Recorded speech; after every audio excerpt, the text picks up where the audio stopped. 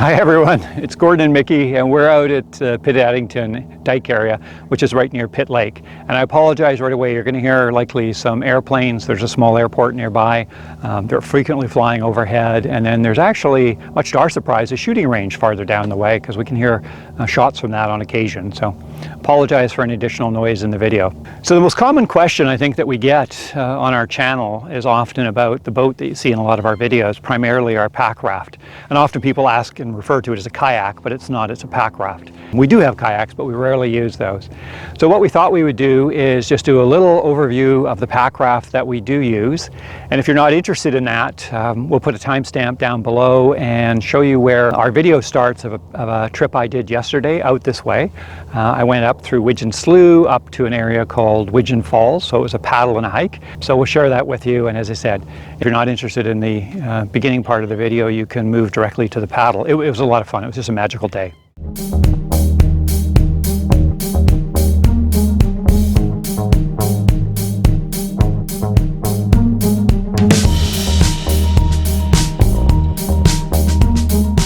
This is just a day pack I usually carry everything in. And this way I can carry our lunch, if I've got other gear, it all fits in really nicely. So one thing I always carry, of course, is a PFD. This is a hip belt model that I use. Once we get more into winter, I'll probably use a full-length PFD. This is the Packraft, just in the case that it comes in, or the little sack that it comes in. Just to give you an idea of size, I brought along a water bottle.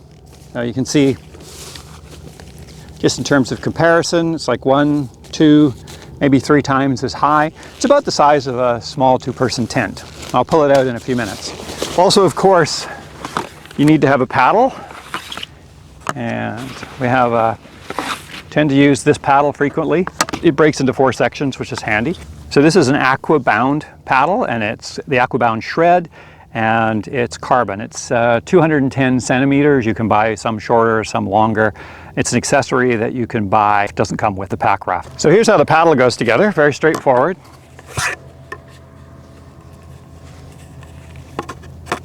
Little buttons you push in, like that. Center part, you can choose if you like to have an angled paddle, you can choose the hole you want it to go through. I almost always use it just on 0. There we go.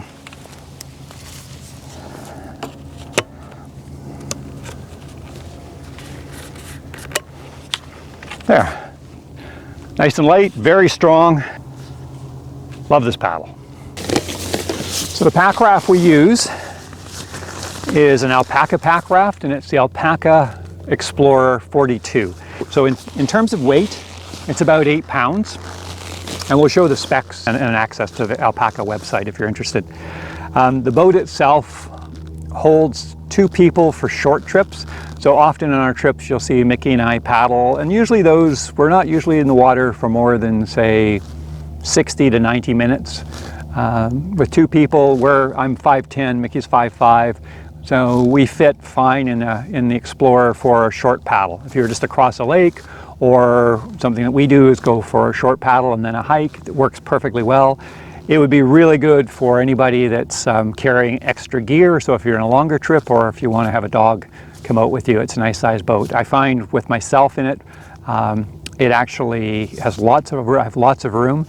And sometimes I actually miss having a bit more weight in the front, because it keeps the boat a bit more stable. So if I'm just using it by myself, sometimes it doesn't paddle quite as well as it does actually when I have Mickey in it. But works very well. We use it on most of our trips. It fits, because it's so small, it can fit just about anywhere in our RV, which is really handy, although we usually just leave it in the pack. So in terms of inflating the Packraft, there's really 2 ways you can do it, well, 3 in a sense. One is with the pillowcase-like pump that it comes with, and it's literally just a sheer material that you can hold out in the air and then use it to pump up the boat. And it doesn't take that long. Surprisingly, it's actually quite quick. This is what it looks like. You can see there's a little valve at the end, and this screws into the Packraft. You'll see this in some of our videos using this. But basically it just fills up like a pillowcase, and then just pump the air through. Weighs maybe 1.5 ounces, so that's really handy. What we decided to purchase, it makes it just a little easier to inflate the boat, is a small little electric pump. There's several on the market. I got this one off Amazon. I think they're about $40. It's a Flextail Max 2, and it does come with a little attachment so that it attaches to your boat a little bit better. I never use them, frankly. I just usually hold this and put it against the valve for the boat. It fills up. Once it's filled, I close off the valve. What's really neat about the pump, so that's one of the things that happens often with this pump, is it goes on as soon as you touch it. It can go on sometimes. So, but what's interesting about the pump, so you hook up this valve and just match it to the valve on your boat, and it pumps the boat up in just a few minutes. It's really fast. When I'm deflating the boat, I often will just hook this section up to the boat, and it just pulls all the air out of the boat a little more quickly and a little bit more thoroughly, so it's easier to roll up. There we go.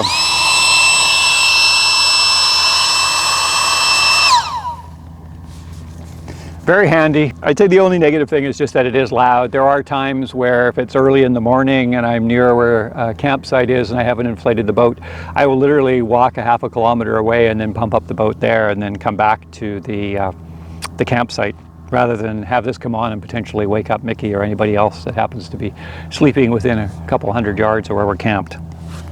So those are the main parts. The other part that comes with the boat itself, an Alpacka Packraft, is actually there's a small repair kit that has some material so that if you do get a puncture of some sort, you can fix it while you're out on the trip.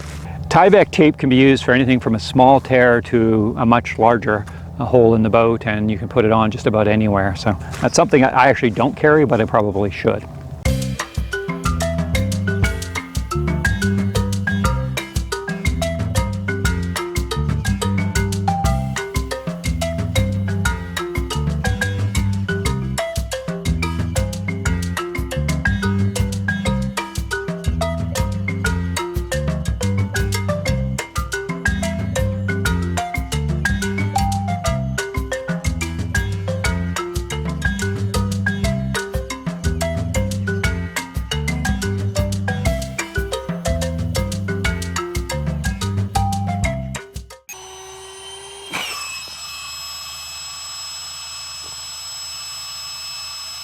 So even once the boat's filled with the pump, you're still usually going to have to just use the air valve here, manual air valve, and top it up. It's also helpful in really cold weather. Like I find if I put the boat into cold water, or if the temperature outside is quite chilly, you lose the air, just the volume just gets a little bit smaller in the boat as the air cools. So every so often you may want to temper it just by adding a little bit more pressure, but I probably do it once on every 5 trips, even in cold weather. So it rarely requires it, but occasionally might need to do it. The other thing that our boat has, we have a little backrest, which is inflatable. Again, you just inflate manually. It creates a little backrest that you can sit on when you're paddling. There's a seat as well, exactly the same thing. You inflate that manually. There's a valve here.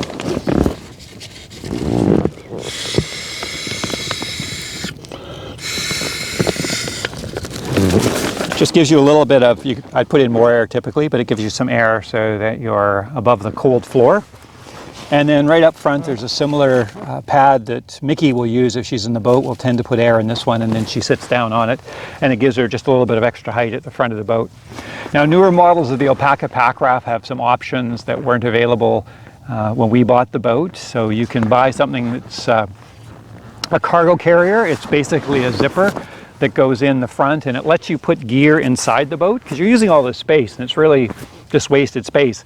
So with that zipper, the cargo fly, you can actually put some dry bags in and then put your gear. So if you have a tent or some other things you want to carry, you can put it in that way. And then there's some new attachments that'll attach to the boat. We chose this model because it was a good fit for us, but there are other models on Alpaca that are more geared towards whitewater, and then some that are even something like hunting. So you might want a bigger boat where you might be bringing some game back with you. I find with this boat, it paddles much better if there's weight in it at the front. So if I have a backpack and it has a little bit of weight, it just doesn't veer as much when you're on each paddle because it's got a little weight in the front. It's a little heavier obviously, but it's much easier to keep straight as you paddle. You get used to it though. Once you've been in a pack raft, you know, the first couple of times you take a stroke, the bow tends to move quite a bit, but after a while you just sort of get the hang of it and you can keep it fairly straight. One thing about a pack raft is it's not nearly as fast as a kayak.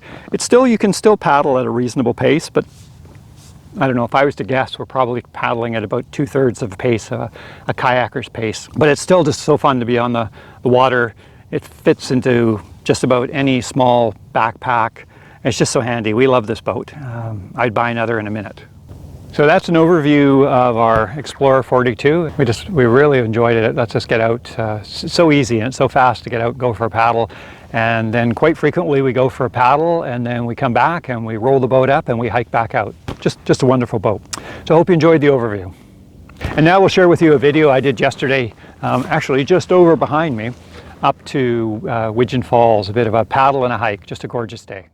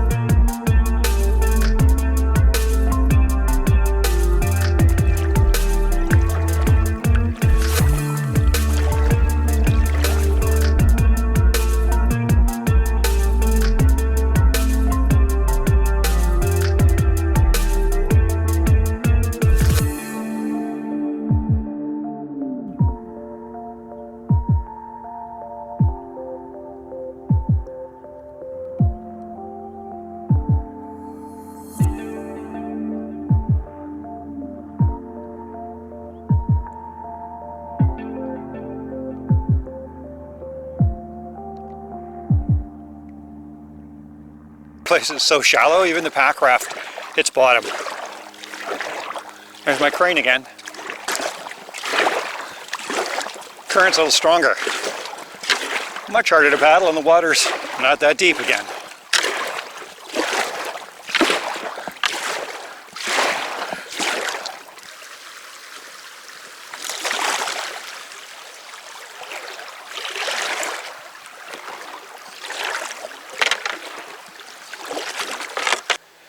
So the water here is just too shallow.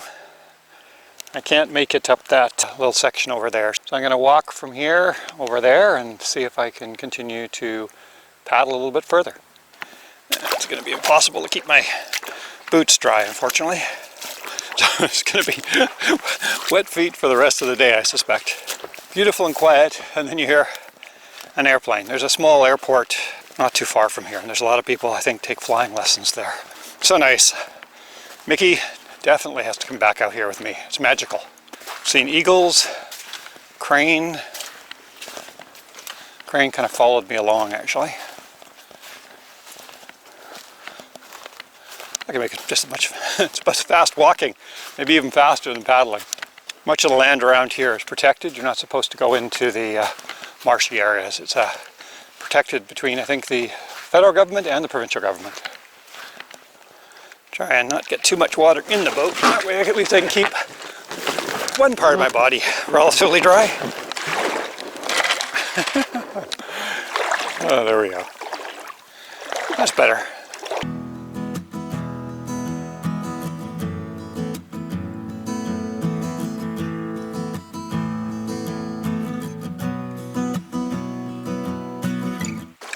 There's a BC recreation campsite up here.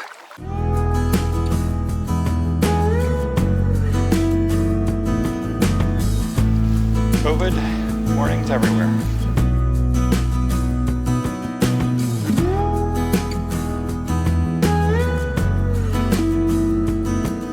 So this is a paddle-in campsite. I was just talking to one of the rangers who just happened to come by. They're doing some construction here, just rebuilding some of the tent sites. It gets very busy in the summer. Basically, this is as far as you can paddle up. And I may or may not go a little farther up. There's a trail that goes up to a set of falls. It's about 3 kilometers.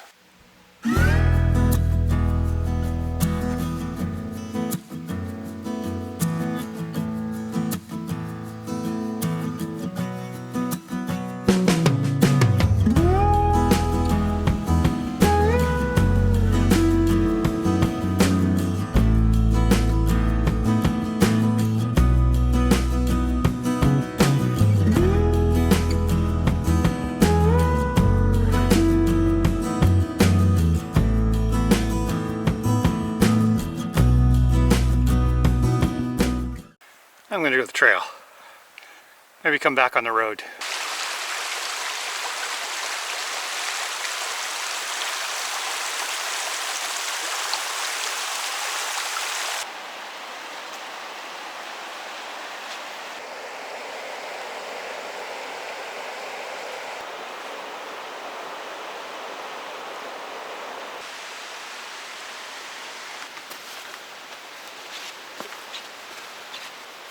All right, a bit more uphill than I expected.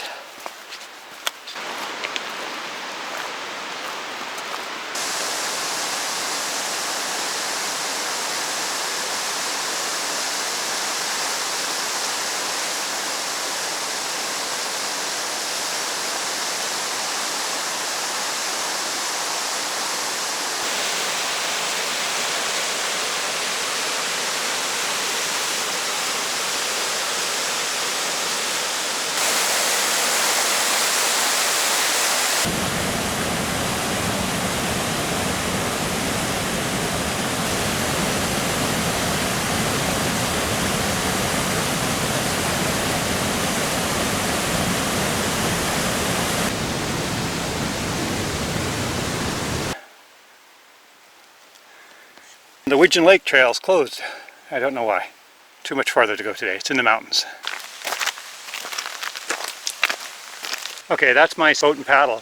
Fairly safe because the only way to get up here is by paddling, so you'd already have a boat. There is a private road, but I was just talking to a parks person I saw earlier, and he said it's gated all year, so only the parks people come up here.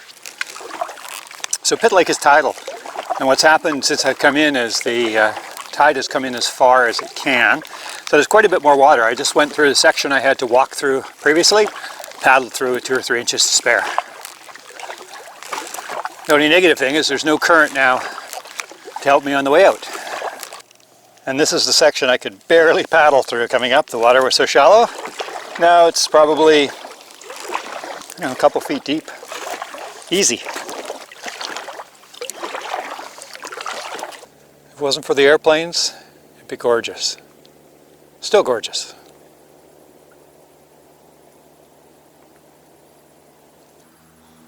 Tide's still coming in because I'm drifting upriver slowly.